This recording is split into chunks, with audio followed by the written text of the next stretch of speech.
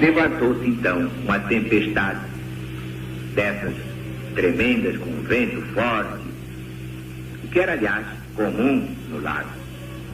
Quando estavam pelo meio, cerca de 5 quilômetros, o lago tinha 21 quilômetros de comprimento por 9, mais ou menos, de largura.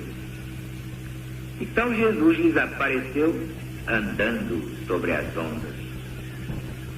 Imediatamente respondeu ao medo dos discípulos, dizendo: não temais, sou eu. E chegaram à outra margem. Claro que Jesus tinha poder de andar sobre as águas do mar. Como é que não? Dominava completamente a matéria, tornava a matéria mais densa, menos densa no seu corpo fluídico. Dominando a lei dos fluidos, dominava inteiramente o seu corpo material. Mas a multidão que ficou na outra margem não achou mais lá o Mestre Jesus. No outro dia de manhã, e saiu à sua procura atravessando o lago. E ao chegar, Jesus faz uma censura. Pode até parecer cruel, quase me procurais, não é? Não porque vistes milagres, mas porque comestes dos pães e vos fartastes mesmo. Aproveitando a oportunidade, fez uma das grandes revelações a respeito de sua doutrina. Os homens deviam procurar não a comida que perece, mas a que traz a garantia da vida eterna, a vida futura. O povo perguntou o que havia de fazer para praticar a obra de Deus, entendendo perfeitamente que a comida a que Jesus se referia era a sua doutrina, era o seu evangelho, o evangelho de Deus. E ele mesmo explica: a obra de Deus é esta, que acrediteis naquele que ele enviou, o Cristo. Para se convencer, o povo pergunta com que milagre Jesus o provará. Citam o exemplo de Moisés. Por quê? Porque Moisés deu maná, o pão que caiu do céu, aos hebreus no deserto. O que é que Jesus lhes dava? Que fizesse a demonstração. Então Jesus começa explicando: não foi Moisés, mas Deus, o Pai que está no céu, isto é, em toda parte ao mesmo tempo, quem vos deu o maná. Porque somente Deus dá o verdadeiro pão que desce do céu ao mundo para lhe dar a vida. Então o povo reclama esse alimento. O que acontece?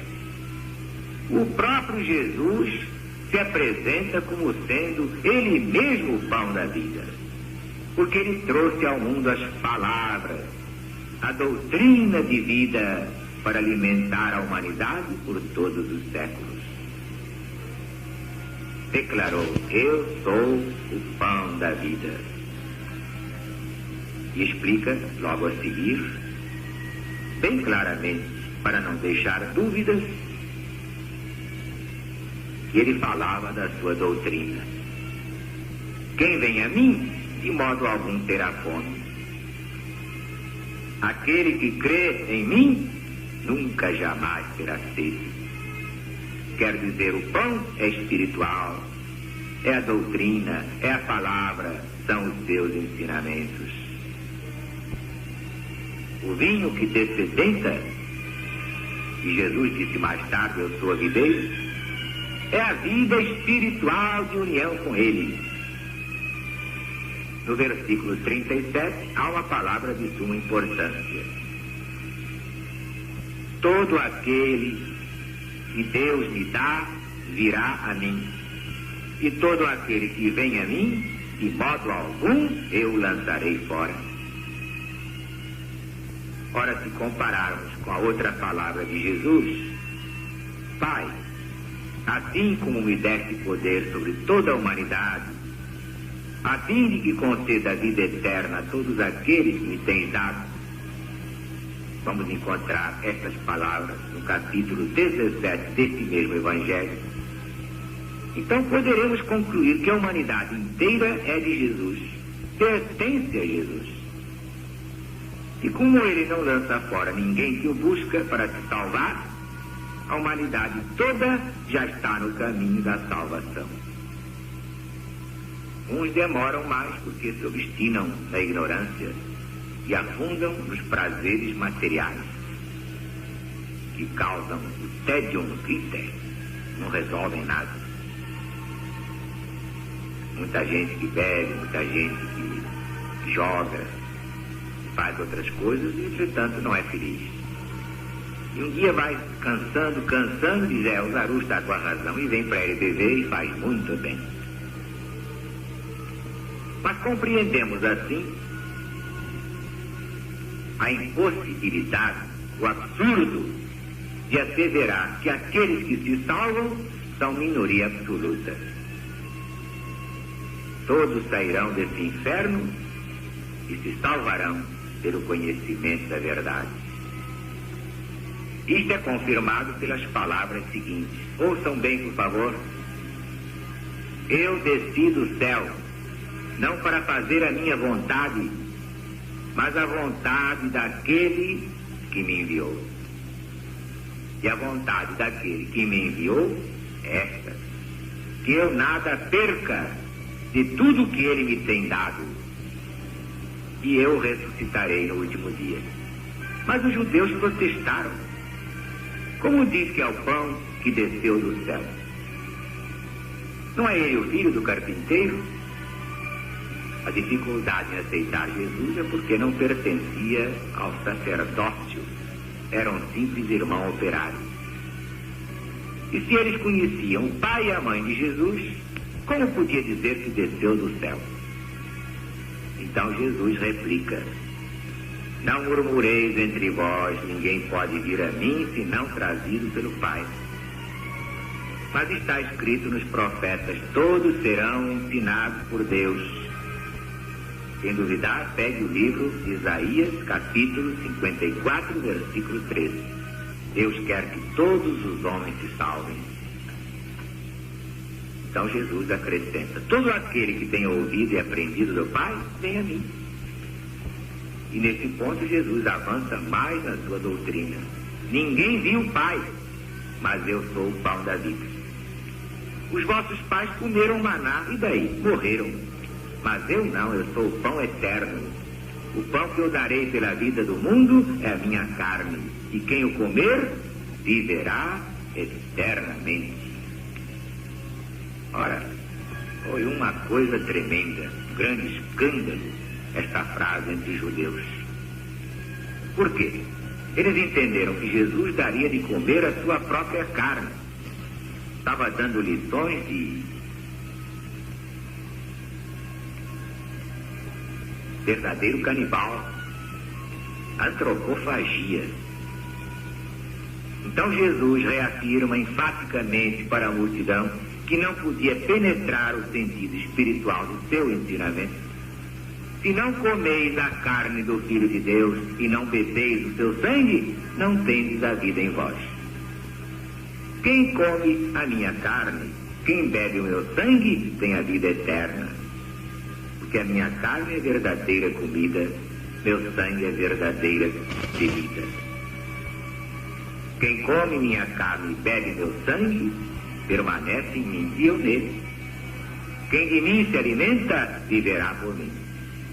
Este é o pão vivo que desceu do céu. Quem come esse pão, viverá eternamente. E todas essas coisas Jesus ensinava na sinagoga de Cafarnaum. Mas os próprios discípulos de Jesus interpretaram suas palavras ao pé da letra. Como é? Tinham de fato, então, de comer a carne dele, beber o sangue dele? Ué, como poderia ocorrer semelhante coisa? Mas a estes, aos discípulos, aqueles que já tinham capacidade de entender, Jesus explica: o Espírito vivifica, a carne para nada aproveita. As palavras que eu vos tenho dito são espírito e vida. Só os iniciados nos meus ensinamentos podem entender o que eu ensino simbolicamente. Minha carne é o meu evangelho, meu sangue é a minha palavra. Só o espírito pode dar vida, a carne para nada vale. Minhas palavras são espírito e são vida. Claro que não podem ser interpretadas ao pé da letra, mas pela compreensão espiritual. Como dizia São Paulo, as coisas espirituais se discernem espiritualmente. Do contrário, parecem loucura. Diz mais São Paulo, a letra mata, o espírito vivifica. Como está na segunda epístola aos Coríntios, capítulo 3, versículo 6. O pão vivo que desceu do céu é a própria carne de Jesus para nos alimentar. São os seus ensinamentos de vida eterna. É a palavra de Deus, é a palavra de Jesus. Quem seguir esses ensinamentos se alimentará deles para todo sempre. Viverá deles, obedecendo a eles tão intimamente como se estivesse comendo a própria carne de Jesus, bebendo o sangue dele. E alguns discípulos não gostaram e ficaram achando que Jesus não estava muito normal, se afastaram dele. Não podiam admitir semelhante antropofagia e só a compreendiam nesse sentido. E eram discípulos, hein? Quer que eu vou dizer?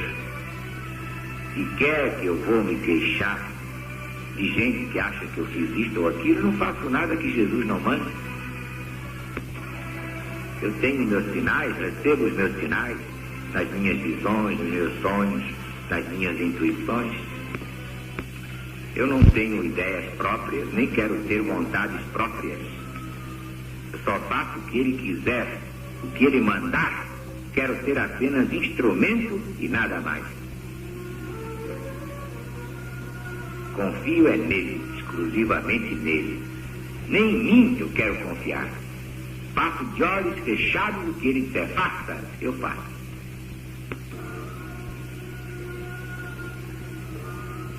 Mas Jesus perguntou também aos 12 se eles queriam ir embora, como os outros foram. Vemos que Jesus prefere perder todos a modificar o ensinamento da verdade, a desobedecer ao chefe divino, ao Cristo planetário, ainda que fique sozinho, mas a verdade ele a dará, custe o que custar.